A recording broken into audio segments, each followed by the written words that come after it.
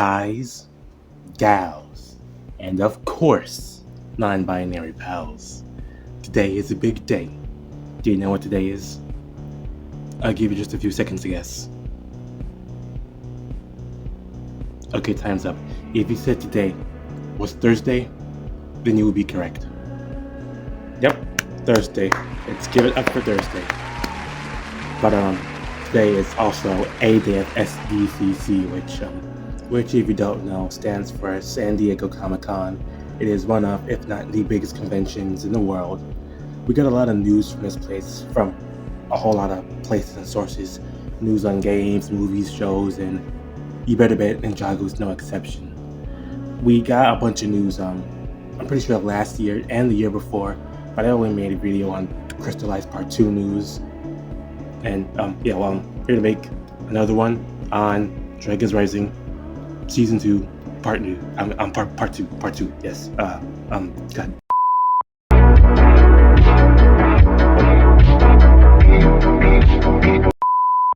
We got quite a few interesting stuff revealed today, so yeah, I'll go over just some of it. I'm not gonna go over everything because I don't find everything to be that interesting. But if you're interested, I will obviously leave a link to the person who recorded and wrote down all this news in both the comment and description. I'm also putting them on screen right now, so there's 3 sources. Anyways, we can begin. First bit was actually the news and revealing of a brand new teaser. I've already seen the teaser. I'll go over the teaser, hopefully, probably at the end of this. But just right now, my, quick thoughts. Brother, I'm excited. I will be there. Catch me there. Furthermore, we have actually more information because we have a release date for the season. Well, more so release month. August? No. September? Nah. October? Yes. The season is set to release in October. And I actually think that's a pretty good month to release it. Absolutely will be a hot take, but I think the longer we wait, the better. Allows for more advertising, more hype, more build-up, and I think that's all but a good thing. Also, October is in my top 3 favorite months alongside September and December, so I'm really not complaining. Halloween season, let's go. Next bit I have here is information about the season itself. Tweet says, the Tournament of the Sources has been going on for centuries. City of Temples used to honor the dragons. Elemental masters from every realm will become to participate in the tournament. That's not exactly what it said, I paraphrased, but yeah, interesting bit of news.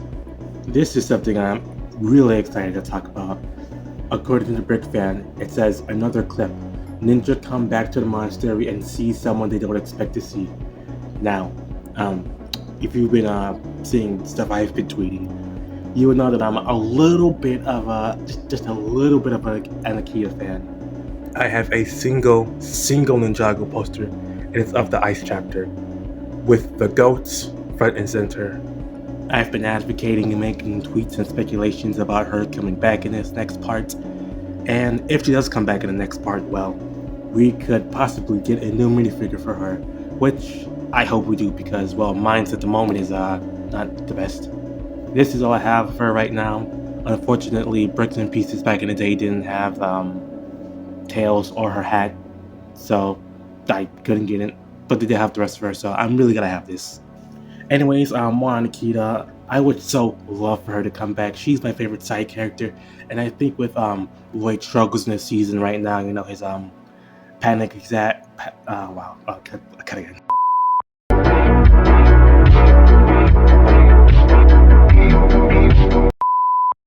With his panic attacks and his intrusive thoughts, I think the perfect person who could probably help him get through this dire state in his life is Akita, because, well, during the Ice chapter they were really there for each other, comforting each other, telling each other the hardships they went through, and I just think they're great for each other, and I would so love for her to come back. So yeah, I hope the person they don't expect to see in a monastery when they come back is Akita, because she does know they have a monastery.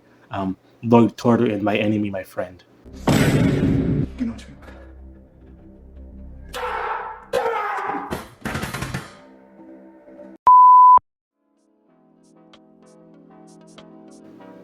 Okay, I keyed a bit over. Now we're on season 3 talk, and thankfully the season has been greenlit for thankfully the show has been greenlit for a season 3. Season 3, baby, let's go. That's more than mixers. It's good to have absolute confirmation that the series and show is going to still be continuing. And top tweet says season 3 sees inside of another realm that we haven't seen before and possibly more. I would expect that because all the realms are merged together right now, and we haven't really seen all the realms before. Just I want to say about 9 of them. So yeah, more Ninjago Dragons Rising, more realm exploration, more wickedness. Next bit of news we got here is something I'm actually kind of happy about. The question is, will the fold ever come back? And the response was, they don't have any current plans to bring them back. I am glad because I really don't want Ninjago to go back to the weekend weapon. This is a new show, and it's a new theme and new life. And though I don't really love Re-Rise, I'm glad the show has its own theme and its own voice. So no fold. Yippee. Next up, this is something a bit disheartening. If you were there during the I want to say what was it, 20 precise release in 2020, right? The 2020 panel. Somebody asked if Dareth was going to show up in Crystallized, and the shocking reveal, the spoiler you could say, was that he was. This year we were asked we were asked the same question, and we got an answer, and the man, the myth, the legend, the brown ninja, master of the penguin, the shark, the snake, the otter, the dragon, he's not showing up. It's truly unfortunate. Does this mean that he died in the merge and we're never ever going to see it again? I don't know. I want to believe that the brown ninja wouldn't die in such a mild and tame event that's, mild and tame compared to his power, but I guess we're just going to have to see. And final thing I wanted to talk about from this panel and tweet was, this. Brick Fan said, it started out with, end of panel, thank you for coming. And one would assume that, that was the end. But someone came down and asked, and nobody asked about Cole and Geode. Well, the Brick Fan, they responded, they said, someone asked, when will they kiss? They said, keep watching.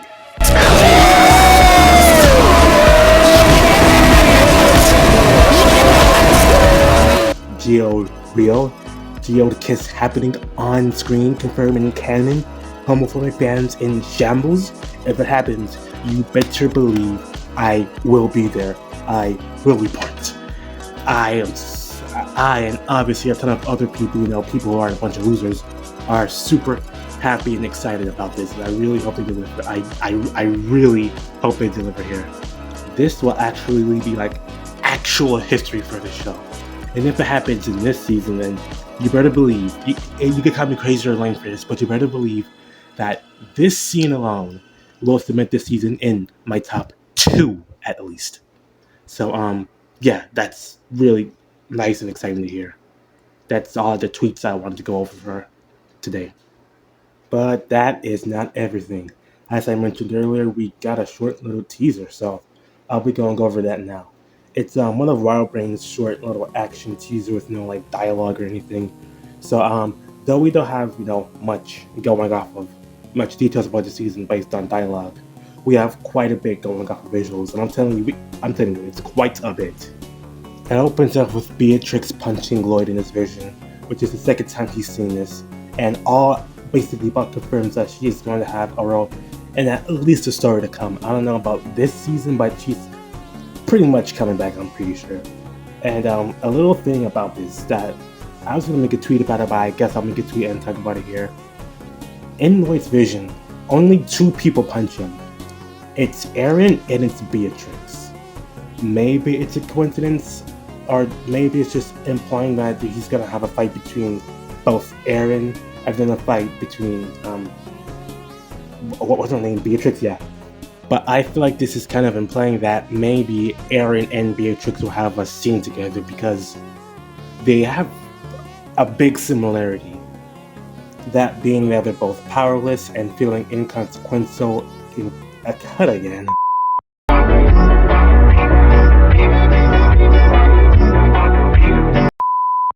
That being that they're both powerless and they feel inconsequential to others around them. Beatrix feels like bad compared to her twin sister, who she feels is constantly like showing off her powers. Aaron is constantly down about not having powers, saying he wish he had one. You know, there's a connection here, and I feel like the writers can make a good scene between the two. So I hope that's what them punching going to his vision is implying. I'm sure it's implying like multiple things, and I hope one of them is possibly what I'm saying here. Next shot is of the Source Dragon of Motion, I'm pretty sure. It's the giant fire-based one we have a set on, and in the show she looks magnifique. I wonder why though he's seeing like visions of specifically her now and not just a symbol. Zoom out of Lloyd still dealing with his attacks and I keep forgetting the word. Intrusive thoughts, yeah. Next shot is of Robbie opening the gates to someone as we see Lloyd and Nia on the Jumbotron, on Jiro doing something. Blake rings the bell, and a tiny thing about Blake is that I'm kind of surprised his facial features are 3D instead of 2D. I think it's a bit weird, but whatever. Kai and Balzo run into 3 out of the 4 Forbidden 5 stuck in another space area, and one of them is glowing. People have theorized that this is the guy who's currently mind controlling or possessing Jordana, which, I can see it. I'm super interested to see this scene because, it's the Forbidden 5, it's kind of fun, so you got, like, literally every cool character. Wide shot of all of the non-stuck in another space ninja. It's first time seeing his headband, this one in the show, and it looks fantastic. I'm super happy they're finally implementing that piece to the show. Looks great. All the suits look great, and another thing, Lloyd's in his master uniform. That's just awesome to see. A dragon matriarch is seen in the Land of Madness being approached by Ryu, Aaron, and Sora. Interesting, the guests are theorized whether it's the one from season 1 episode 2 or a completely different one because she doesn't have that giant thing on her forehead. Wildfire is making a firewall, Sora's going through obstacles, Robbie's broadcasting the event, stuff's happening. Then we get to this pretty interesting bit. Cinder is using heat, Wildfire's power. It's been theorized when you fight your opponent in this tournament and you win, you get their elemental power. And this is a theory I subscribe to because later in the teaser, we see Mr. Cheater using Shatter Spin against Wildfire. That's kind of something I'm shocked that they're allowing. Shatter Spin? Really? Sure. Unprofessional in my opinion, but hey, you guys run your tournament the way you want to run it. Who am I? Very nicely animated bit with Master Lloyd going up against an evilly seeming temple guard, like temple guard we got in a peak temple set that's coming out. Well, it already came out, right? Yeah, the temple guard in tournament temple city set. An interesting thing about them is that they're wearing a cloak over the head and a cape. So maybe it's Beatrix. I'm just guessing here. We see the regular golden temple guards going up against Zan's, Gyro, Cole, Sora, Zane, and Wildfire. And it seems that Sora has made climber hooks for them because they were like the only ones who didn't have climber hooks. Well, and Aaron, but he doesn't have an elemental power, so of course he wasn't gonna get one. Sorry, brother. Sorry. We see Geo in the competition cheering on probably his boo. His goat, Cole, so that's nice to see. The ban against Wildfire, as I described earlier. More training with Sora. Lloyd gets swooped up from falling somewhere by Heatwave. Interestingly, he's in his climber outfit, so I'm assuming this is going to be either episode 11 or 12, like early on. And for the final shot, we have what I'm assuming is a source dragon appearing at the monastery of Spinjitzu. I say it's appearing because if it slow it down, that's what it kind of looks like. It's coming from thin air. It's either that, or I would guess maybe Raz is using something to capture it. But I'm more willing to bet that this is a dragon appearing in person at the monastery of Spinjitzu, because at least to me that's what it looks like when you slow it down. And yeah, I'm pretty sure that's about all we have for today. A bunch of cool news, a cool teaser, and a release date. This is a pretty good panel, I would say. So seeing as that's seemingly everything, I will probably catch you later. Goodbye. Oh, by the way, I used to record videos on like this thing right here, but I got a phone camera stand now. So whoa, look at it! Whoa!